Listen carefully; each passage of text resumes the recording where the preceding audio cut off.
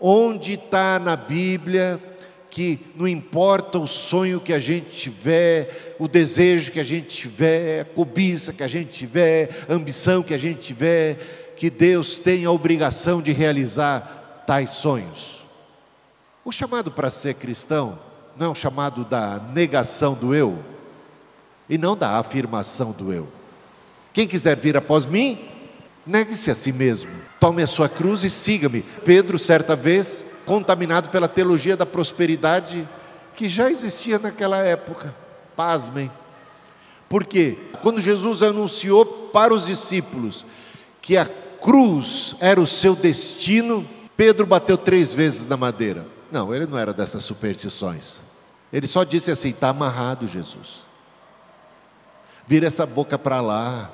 Eu repreendo, Jesus, esse espírito de morte que está aí na tua vida, está aí na tua boca, sai para lá. Cuidado, Jesus, as palavras têm poder. Vira essa boca para lá, está amarrado, eu rejeito. Rejeita, Jesus, tal palavra de maldição e de morte, de sofrimento, de dor. Aí agora é a vez de Jesus falar: arreda, Satanás, sai, espírito do cão, porque cogitas das coisas deste mundo, das coisas dos homens, e não das coisas de Deus. Este espírito que se manifestou na boca de Pedro era o espírito do inferno, era o espírito da cobiça, era o espírito da ambição, que Jesus já tinha enfrentado no deserto. As 3 tentações satânicas transforma essa pedra em pão, nada de passar necessidade, nada de passar privação. Você tem poder, não tem? Então faça o milagre da transformação de pedra em pão e você vai ter abundância. Nem só de pão viverá o homem, mas de toda palavra que procede da boca de Deus. Veja o diabo muitas vezes usando a palavra de Deus, mas foi rebatido com a palavra de Deus na boca de Jesus, não uma palavra de Deus desvirtuada, não uma palavra de Deus corrompida, não uma palavra de Deus que tem um determinado viés, que ignora o todo das Escrituras, fora de contexto. Não, o diabo é sagaz, ele sempre está usando as Escrituras de um modo a perverter o seu sentido. Ele disse para Eva: não foi bem isso que Deus disse. Ele sempre está deturpando. Cuidado com o diabo, cuidado com os pregadores que pregam mensagens infernais, que não têm a devida base bíblica. Está aí a sua obrigação de conhecer bem as Escrituras, porque se você pegar um texto isolado, pode cair na armadilha do diabo. O diabo chegou para Jesus e ainda disse: salta do pináculo do templo, porque está escrito no Salmo 91, aos seus anjos dará ordem a teu respeito, para que te guardem, te sustentem, e nenhum mal vai te acontecer. E Jesus responde com a palavra de Deus: não tentarás ao Senhor teu Deus. Depois, por fim, o diabo, para seduzir, ele mostra as glórias, os reinos, tudo deste mundo, todo poder, fama, sucesso, tudo aquilo que encanta as pessoas. Mostrou para Jesus e disse: tudo isso eu te darei, se prostrado me adorares. Qual foi a resposta de Jesus? Está escrito: somente ao Senhor teu Deus adorarás, só a Ele prestarás culto, meus irmãos. Agora tem essa teologia, que é uma teologia que faz muito sucesso. As igrejas da teologia da prosperidade costumam estar abarrotadas de gente. Os pregadores têm milhões de seguidores, seus pregadores são assim muito bem sucedidos, são badalados, e eles dizem assim: olha, os teus sonhos, os teus desejos, as tuas ambições, elas serão realizadas por Deus. Se Deus deixou, se Deus permitiu que você desejasse, que você sentisse, que você aspirasse, sonhasse, é porque Ele tem isso para você. Como Kennedy Reagan, por exemplo, em seu livro Em Nome de Jesus, diz que Jesus já assinou um cheque em branco. E o banco de Deus é inesgotável. Alguém, esses dias, da teologia da prosperidade, citava aquele milagre da multiplicação do azeite nas botijas. E ele dizia assim: o azeite de Deus é inesgotável. Os limites estão na quantidade de botija que você, pela fé, é capaz de colocar diante de Deus. Então, se você só tem um carro, é porque a sua fé só vai até um carro. Quantas botijas você colocar diante de Deus, Ele há de encher, amém? Glória a Deus, e todo mundo vai à loucura com tal mensagem. O povo pira na do pregador. Então o que Deus tinha que fazer, Ele já fez. Ele já te deu tudo é teu. O que você quiser, o que você sonhar, o que você desejar, declara, aproprie-se. Saia desse bairro pobre, humilde, dessa casa de aluguel. Vá para um bairro chique. Entra numa daquelas mansões que estão ali à venda. E toma posse, sinta, aproprie-se. É isso que eles ensinam. Eles prestigiam a cobiça humana. Enquanto os pregadores da teologia, da prosperidade e da confissão positiva, toma posse e declara, é teu. Deus já fez tudo, o cheque está já assinado, basta você preencher e a tua fé vai determinar o valor do que você é capaz de crer que Deus pode fazer na tua vida. As botijas, coloca mais botija, que o azeite vai ser derramado. Tudo é teu. Vai por aí, meus irmãos, e você quebra a cara, porque as Escrituras batem de frente com esse espírito deste mundo, com as tentações de Satanás que Jesus venceu no deserto e venceu na boca de Pedro, porque Satanás usou a Pedro. Não deis lugar ao diabo, é o que diz a palavra de Deus. Arreda Satanás, porque cogitas apenas das coisas dos homens e não das coisas de Deus. Primeira carta de Paulo a Timóteo, capítulo 6, versículos 9 e 10. Mas os que querem ficar ricos caem em tentação, em armadilha, em muitos desejos descontrolados e nocivos, que levam os homens a mergulharem na ruína e na destruição, porque o amor ao dinheiro é raiz de todos os males. E alguns nesta cobiça se desviaram da fé e se traspassaram a si mesmos com muitas dores. Nós somos peregrinos nessa terra, aqui não é o nosso lar. Nosso lar, o Senhor está preparando. Ele vai preparar, vai renovar novos céus e terra. Nós devemos buscar as coisas que são do alto, onde Cristo está. Isso são conselhos bíblicos. Tudo isso que eu estou dizendo está nas Escrituras. É só ler também Hebreus capítulo 11, quando fala que os próprios patriarcas, Abraão, Isaac e Jacó, quando receberam a promessa da terra prometida de Israel, chegaram a habitar nesta terra, mas eles construíram não uma estrutura sólida com alicerces profundos, bem fundamentada. Eles habitaram em tendas em Canaã, na terra prometida, como em terra alheia, como peregrinos daquela terra, porque aspiravam por uma terra gloriosa, uma pátria celestial, cujo fundamento é indestrutível, meus amados irmãos. Acumula seus tesouros aqui na terra, é o que Jesus disse ao seu povo, amém? Ainda bem que ninguém disse amém. Ajunta seus tesouros do céu, onde a traça e a ferrugem não corroem. Cuidado com a cobiça. Somos peregrinos na terra. Você sabe que o livro O Peregrino, quem já chegou a ler esse livro de John Bunyan, O Peregrino? Gente, é o livro mais lido depois da Bíblia, de todo mundo. É o segundo livro mais lido da história.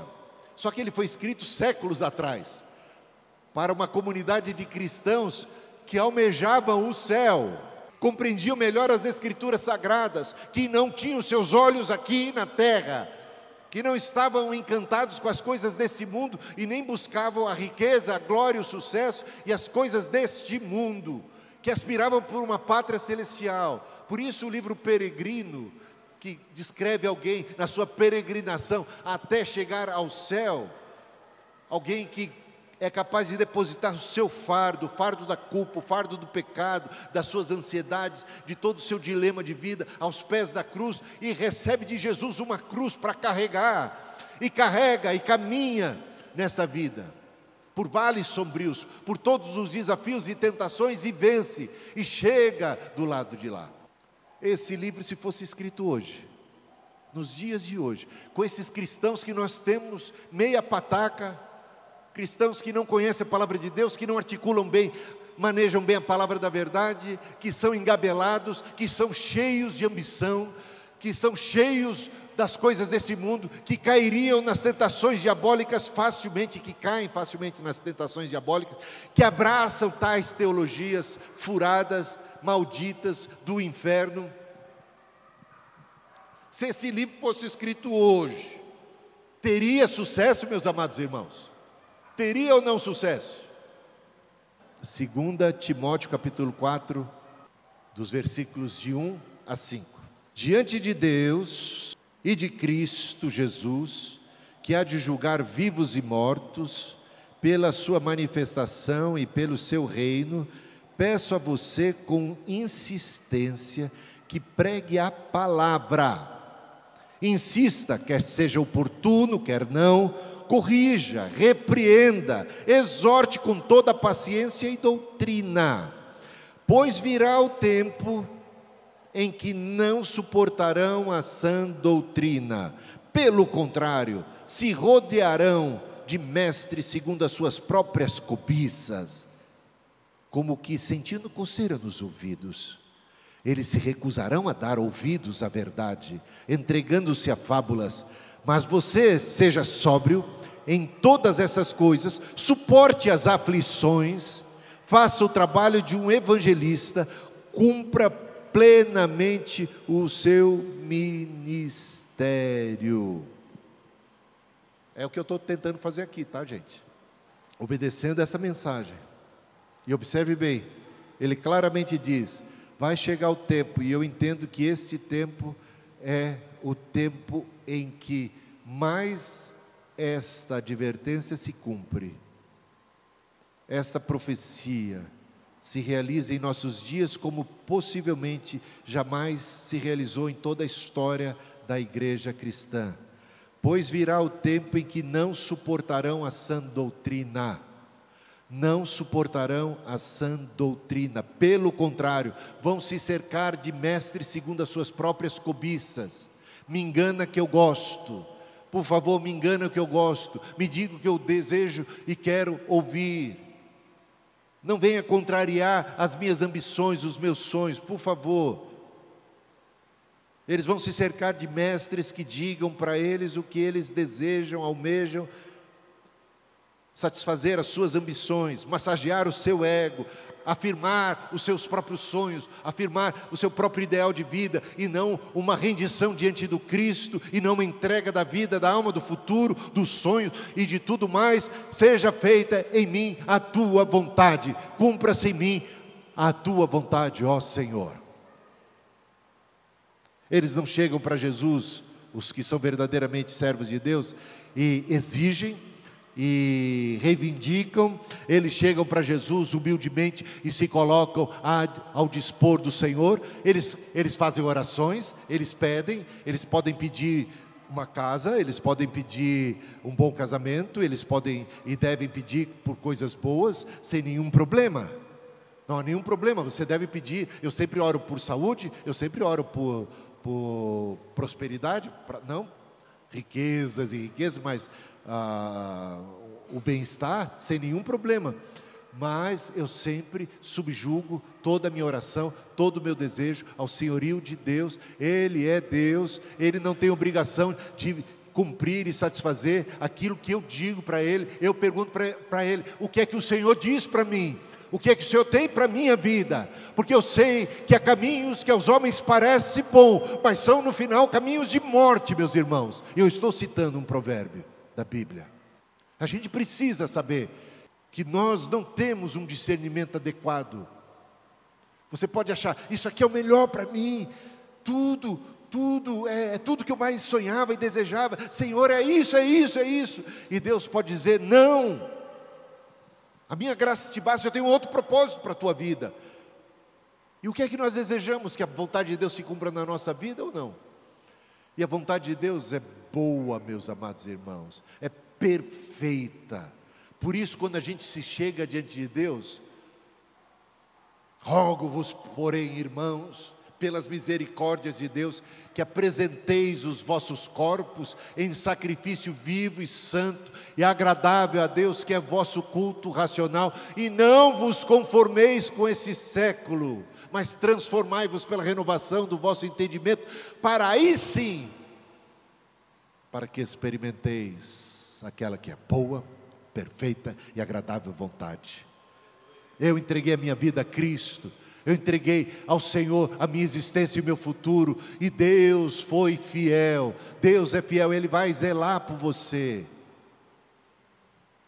Você vai ter aflições? Ele prometeu também que teria, mas prometeu que sempre estaria juntos, prometeu junto a nós, prometeu que estaria conosco, prometeu que supriria as nossas necessidades, cuidaria de nós. Não vai dizer que, não significa que você não vai passar por perrengue ou por privações, mas o Senhor vai estar presente, e Ele vai preparar uma mesa na presença dos nossos adversários e inimigos. Ele vai ungir a nossa cabeça com óleo, o nosso cálice vai transbordar, tudo a seu tempo. Não nos cansemos de fazer o bem, que a seu tempo, as coisas não acontecem no nosso tempo. Mesmo o José, que teve um sonho de Deus na sua infância ou adolescência, ele não viu esse sonho se materializar e se concretizar assim, num passe de mágica. 13 anos se passaram de infortúnios. Seus irmãos tramaram a sua morte, ele escutava, colocaram ele no fundo do poço, e do fundo do poço ele escutava os irmãos tramando como é que eles o matariam. Depois desistiram de matá-lo, o venderam como escravo. Ele foi parar na casa de Potifar, lá começou a prosperar. Ele falou assim: veja, agora sim Deus está comigo, estou prosperando. A mulher de Potifar, vocês sabem, inventou uma história que fez com que José fosse parar numa prisão. 13 anos de infortúnio.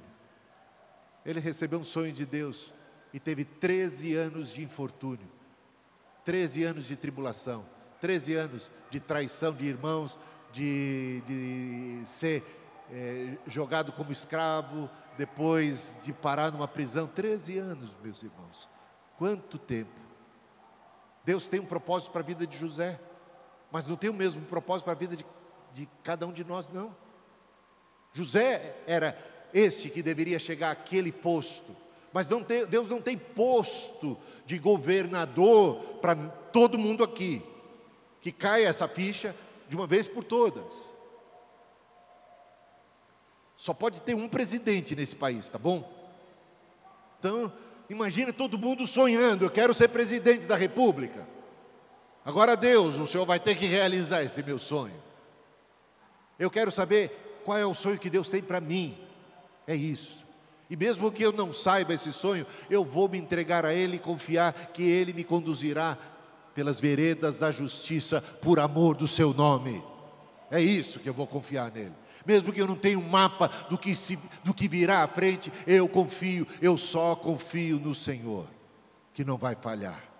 Vindo aqui mais para esse texto, eu quero lembrar a vocês o que se passou certa vez quando Jesus, diante de uma grande multidão, você lê isso em João capítulo 6, uma multidão enorme de pessoas que estavam com fome. Ele pregava para essa multidão, eles estavam com fome.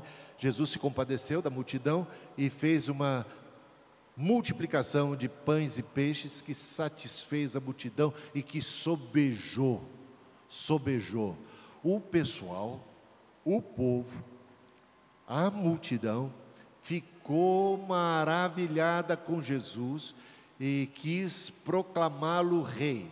Estranhamente, Jesus, quando sabe que eles estão prestes a declará-lo como rei, recusou tal honraria, ausentou-se da multidão, e a multidão ficou a tarde toda procurando por Jesus e nada, a noite toda e nada, permaneceram ali toda a noite. Jesus de manhã, tudo está registrado em João capítulo 6, Jesus de manhã se apresenta para aquela multidão, e a multidão já com coroa, com tapete vermelho, prontas para exaltar a Jesus, entronizar a Jesus. Tudo isso parece tão lindo, né? Tão maravilhoso, mas Jesus sabe, Deus sabe, muitas vezes qual é a intenção do nosso coração. Deus protesta lá em Isaías: esse povo me honra com os lábios, mas o seu coração está longe de mim. E Jesus chegou já protestando, falou assim: eu sei porque é que vocês me procuram, eu sei muito bem porque é que vocês me buscam. Vocês não me buscam por outra coisa senão pelo pão que foi multiplicado. Vocês querem mesmo é que eu resolva os seus problemas materiais, que eu faça vocês prosperar, que eu dê para vocês abundância material. E Jesus os repreende duramente, e ainda diz assim: eu sou o pão vivo que desceu do céu, quem comer deste pão aqui viverá. Cuidado com esse pão que perece. Esse pão que vocês tanto buscam é um pão perecível. Busquem o pão imperecível. E fez um discurso daqueles, chamando para a espiritualidade, chamando para o pão vivo que desceu do céu, chamando para a ceia do Senhor, e falando da cruz, e falando de coisas assim. O povo bateu em retirada, saída pela esquerda, saída pela direita, e não ficou um, a não ser os 12 apóstolos de Jesus. Jesus ainda se volta para os 12 e diz a eles: por acaso vocês também não querem se retirar, não querem partir, não querem ir embora, não querem seguir o exemplo desta multidão? Pedro toma a palavra e em nome dos demais discípulos diz: para onde iremos nós? Só tu tens as palavras de vida eterna. Meus irmãos, palavras de vida eterna. Por que você está na igreja? Se você está na igreja por causa das coisas materiais, o que Deus pode te fazer, pode te curar, pode te abençoar, pode prosperar, pode fazer um milagre na tua vida, em termos materiais, aqui e agora, saiba, ouça o que disse o apóstolo Paulo a esse respeito: se nós esperarmos em Cristo apenas para esta vida, somos os mais miseráveis dentre todos os homens. Isso está lá em 1 Coríntios capítulo 15. Não suportarão a sã doutrina. Não suportaram a sã doutrina quando ela da boca de Cristo saiu. O que eles queriam com Jesus era multiplicação de bens materiais, de recursos humanos, de bem-estar, sucesso e glória desse mundo. Eles queriam esse tipo de rei. Esse tipo de rei Jesus não é. Não vai ser para você, não vai ser para mim, não vai ser para ninguém. Arreda Satanás, porque cogitas apenas das coisas dos homens e não das coisas de Deus. É sério isso, meus amados irmãos, é seríssimo. Coceira nos ouvidos, não suportam a sã doutrina, batem em retirada, mas a palavra de Pedro seja sempre a nossa. A resposta de Pedro é: nós não temos para onde ir. Para onde iremos nós? Só tu tens as palavras de vida eterna. É isso, é por isso que nós estamos aqui. Nós não estamos aqui para prosperar financeiramente, para nos dar bem. Aliás, nós abandonamos tudo e te seguimos. Pensa em Paulo, por exemplo. Paulo era um homem bem-sucedido. Paulo era um homem destacado, uma formação tal, uma posição ali no contexto judaico muito elevada, fariseu de fariseus, líder e tudo mais. Ele tinha uma carreira muito promissora, era inteligentíssimo, tinha tudo isso. E ele diz: eu considerei tudo isso refúgio para ganhar a Cristo. E quando ele seguiu a Jesus, o que ele teve? Ele perdeu tudo, ele perdeu a honraria que ele tinha, o seu lugar de destaque na sociedade, ele foi discriminado e ele passou a ser perseguido. E ele relata: eu passei fome muitas vezes, eu fui torturado muitas vezes, eu estive prisioneiro muitas vezes, eu fui humilhado, eu fiquei doente, tudo isso eu passei, tudo isso eu enfrentei. Meus amados irmãos, precisa cair a ficha de uma vez por todas, o que significa ser cristão, o que significa viver nesse mundo. A vida abundante que Deus tem para mim e para você é semelhante à vida abundante que Ele deu para os discípulos, os seus seguidores, que quando diante de um aleijado, que pedia para ele uma esmola, ele e João ali, na entrada do templo, eles disseram para o pedinte, para o miserável que clamava por uma moeda, eles disseram, Pedro disse, eu não tenho ouro, ou nós não temos ouro, nem prata. Eu pergunto para vocês, Pedro estava mentindo nessa declaração? Ele mentiu quando disse, eu não tenho ouro nem prata? Não mentiu. Essa era a condição dos discípulos. Mas o que eu tenho, e é isso que é vida abundante, o que eu tenho eu te dou, em nome de Cristo, levanta e anda. Vida abundante é ter Deus no coração. Vida abundante é ter a paz de Deus guardando na nossa mente e o nosso coração. A paz de Deus que excede a todo entendimento humano. Ela excede a todo entendimento humano porque ela não é baseada na posse disso ou daquilo. Ela não está fundamentada num bem-estar qualquer. Ela não depende de saúde, ela não depende de prosperidade, ela não depende de nada que é material. Você vai ver Paulo e Silas na prisão, depois de serem açoitados, sofrendo com dores, cantando e louvando a Deus, ainda amarrados a um tronco, numa cela fétida, sem qualquer comodidade. E Paulo vai dizer assim, eu aprendi a estar contente em toda e qualquer circunstância. Eu aprendi a padecer, e mesmo nas condições de privação, eu aprendi o que é a verdadeira satisfação. Satisfação é ter a Cristo, meus amados irmãos. O resto é materialismo.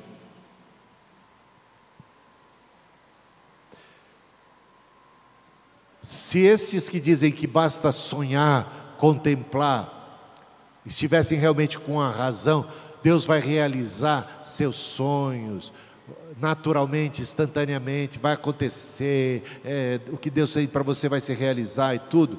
Quero que você pare para pensar aqui no caso de Moisés. Ele sonhou em entrar na terra prometida? Alguém duvida disso? Não, ele sonhou. Entrou? Não. Mas ele precisava fazer mais do que apenas sonhar.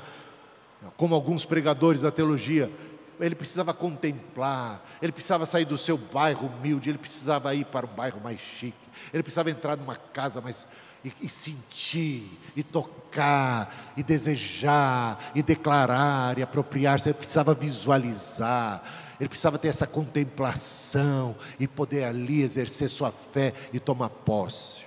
Já ouviram isso, né, em algum lugar? Já ouviram essa conversa furada? Mas Moisés contemplou ou não a terra prometida do alto de uma montanha? Contemplou, mas acabou não entrando, não é mesmo? E se alguém quer saber por que ele não entrou, leia lá, né? Números capítulo 20, por exemplo. Bom, e aí como é que fica essas histórias? Como é que fica tudo isso? Eu quero só dizer para vocês alguns versículos aqui. Não ameis o mundo, deixa eu ir mais abaixo, que eu tenho todos eles mais resumidos aqui. Em 1 João 2, 15 a 17, João diz assim: filhinhos, não ameis o mundo nem as coisas que há no mundo, porque o mundo passa e com ele a sua cobiça, as suas concupiscências, mas aquele que faz a vontade de Deus permanece para sempre, tem a vida eterna, não entra em juízo. Tá? Colossenses 3,5, Paulo nos exorta a mortificar os membros da nossa natureza pecaminosa. Romanos 13,14, Paulo nos chama para viver de forma decente, deixando para trás as obras das trevas, a ambição desse mundo. Provérbios 14,12, há caminho que ao homem parece ser direito, mas o seu fim é que conduz à morte. Já li Romanos 12, Mateus 6,33, Jesus ali nos instrui a não ficarmos ansiosos com as coisas desse mundo, com o que a gente tem que comer, beber, vestir, com as nossas necessidades básicas, elementares, que Ele promete suprir. Ele diz que a nossa prioridade número 1 não deve ser buscar o pão que perece, mas o pão imperecível.